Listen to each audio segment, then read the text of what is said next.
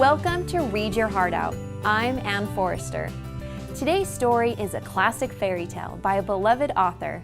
The Princess and the Pea by Hans Christian Andersen is about a young princess whose royal identity is put to the test with a tiny green pea. Let's begin. Once upon a time, there was a prince who wanted to marry a princess, but she had to be a real princess. So he traveled around the world to find one.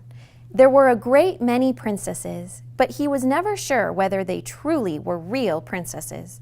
There was always something not quite right about them. At last he returned home, very unhappy because he could not find what he was looking for. One evening there was a terrible storm with thunder and lightning, and rain pouring down in torrents. It was dreadful. Suddenly there was a loud knocking at the castle door, and the king hurried to open it. There on the doorstep was a princess. But what a sight! She was drenched. Water ran down from her hair and her clothes. It ran down into the tops of her shoes and out of the toes. Nevertheless, she insisted that she was a real princess.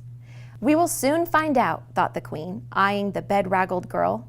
However, she said nothing and went to prepare a bedroom for the unexpected guest. She stripped all the bedding off and placed a pea on the base of the bed. Then she took 20 mattresses and laid them on the pea, after which she laid down 20 down quilts on top of that. Then the queen showed the princess where she had to spend the night, and the girl climbed in thankfully. The next morning, the king and queen asked her how she had slept. "Oh, terribly badly," she said. "I hardly shut my eyes the whole night. Goodness knows what was in the bed. It was something very hard, and now I am black and blue all over." By this answer, the queen knew she was a real princess. Only a princess would be sensitive enough to feel a pea through 20 mattresses and 20 down quilts.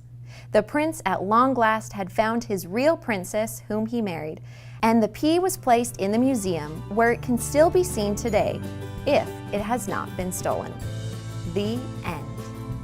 In this story, we learn not to be deceived by appearances, and that it's important to not judge others based on how they look.